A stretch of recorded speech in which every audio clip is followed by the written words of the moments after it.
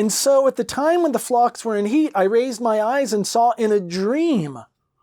And look, the rams mounting the flocks were brindled, spotted, and speckled. And God's messenger said to me in a dream, Jacob. And I said, Hineni, here I am. And he said, raise your eyes, praise, and see, all the rams mounting the flocks are spotted, brindled, and speckled. For I've seen all that Laban has been doing to you. This is very different from where we ended our last lecture. Our last lecture, I read to you from a study that would try to go through kind of the genetic manipulation here. And this is not genetic manipulation. Jacob's now saying, God came to me in a dream and told me this is the way in which you go about, doing this. The I will be with you. And he says, I am protecting you.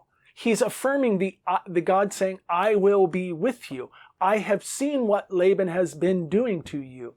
This should have echoes of the Exodus story when God goes to Moses, he says, I see my people are suffering. I see what Laban has been doing to you, and we're going to put a stop to this. I am the God who appeared to you at Bethel. And he's telling his wife this. And of course, what does he have at Bethel? It's a dream. It's another dream sequence for him, where you anointed a pillar and made a vow. Now rise, leave this land, and return to the land of your birthplace. So now all of a sudden, Jacob is well off, not because he's a great breeder, but because he listens to God. He listens to his dreams. And Rachel and Leah answered, and they said to him, do we still have any share in the inheritance of our father's house? Well, no, he's got sons. That's what the narrative just made very clear to us. And the sons are really worried about everything that Jacob has. They want to accuse him of stealing. And if it's Laban's household, you accuse him of stealing so that you can do what? Just simply take it back. Take it back by force if necessary. What do the daughters ask? What do they ask? Do we have any inheritance? Turns out, no, you're not going to have any inheritance. Now they get even more pointed. Why? We have been counted by him as strangers, for he has sold us, and he has wholly consumed our money. I find sometimes my students are confused by this. They don't know what they're referring to. In this culture, they would have been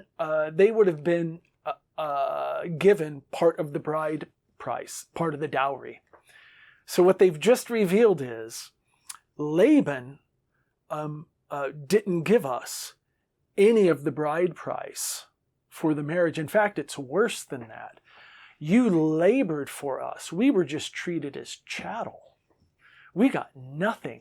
We were essentially sold off to you as just these objects. So that's their question. He has sold us. He's consumed our money. We got nothing out of this.